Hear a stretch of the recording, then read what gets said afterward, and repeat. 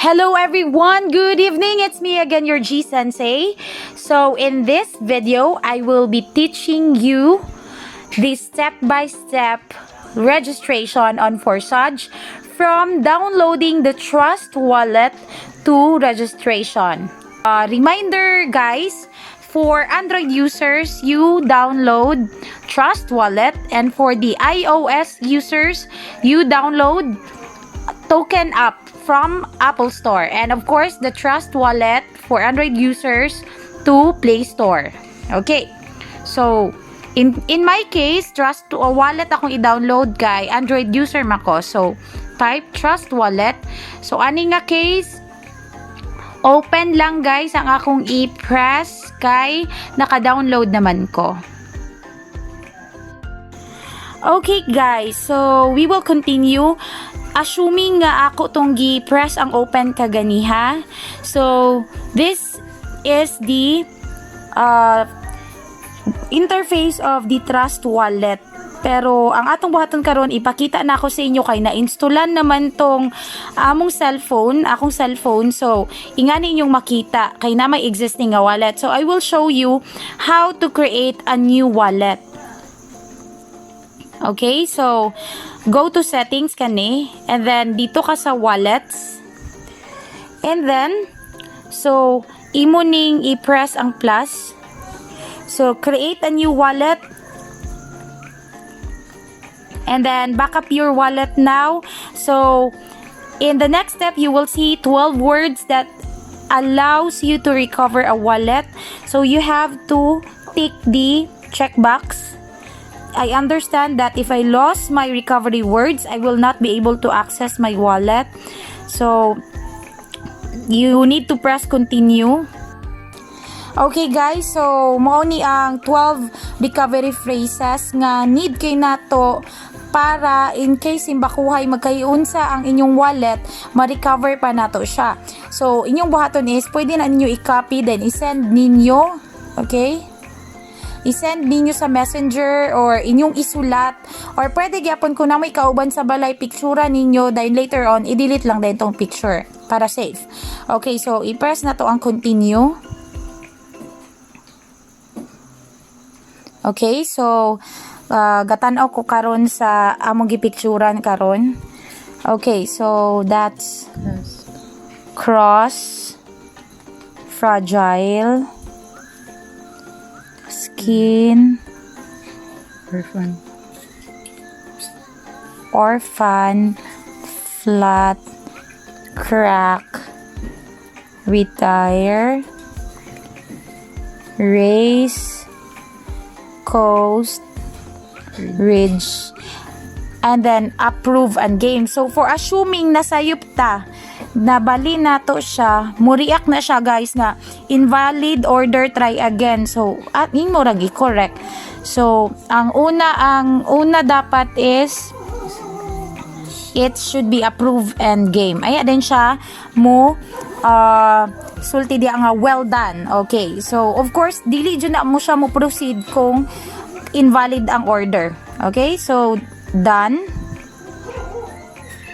Okay, so your wallet was successfully created. Okay, so congratulations na nakay new wallet. Okay, so kung mabalik ta dito sa settings, agto ta dito sa wallets na duha ka wallet. Pwede po na nato siya i-rename, no? I-press lang ning tulo ka dots dinhi sa kilid for options, and anaon lang nato pag change sa name. For example, so ana ra na siya, and then back. So that's it, naana ni siya duha ka wallets. Okay guys, so humana mi create og multiple wallets. So among i-try nga lahi ang affiliate link yung ibutang namo sa isa ka Trust Wallet. So diha, then paste namo diha ang affiliate link, and then enter. So first time di namo gibuhat guys, ha, tanaw namo. Okay, so join now.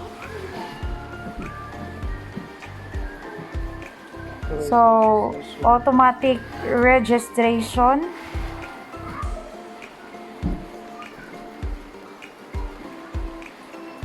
Okay, approve.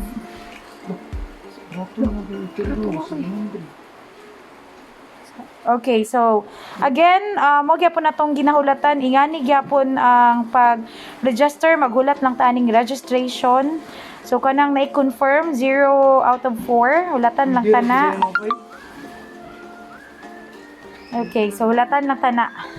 Kay mao mong ginatry karon guys nga one phone is to multiple wallet, and then ang mahitabo pod is ang katong different two wallets kay different affiliate links. Amo lang i-try.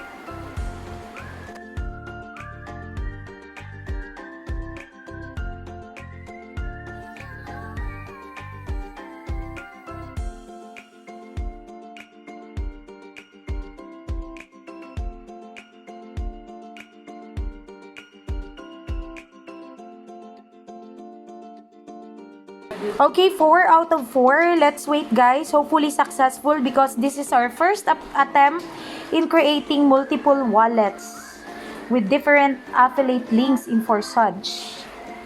So, lapta 5 out of 4. May nga na siya, no? 6 out of 4.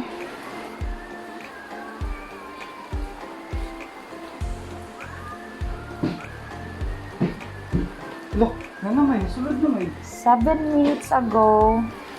Okay, so I guess that's successful.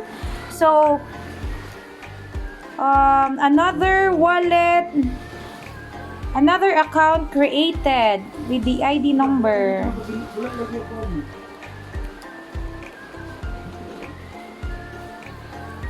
Okay, so let's try ha. Muna ni siya karon. So, kung atong i-log out. Okay.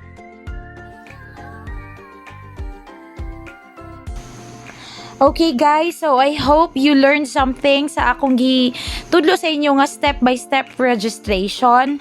So please subscribe to my channel G Sensei for more tutorial videos on Forsage. So that's it. Goodbye.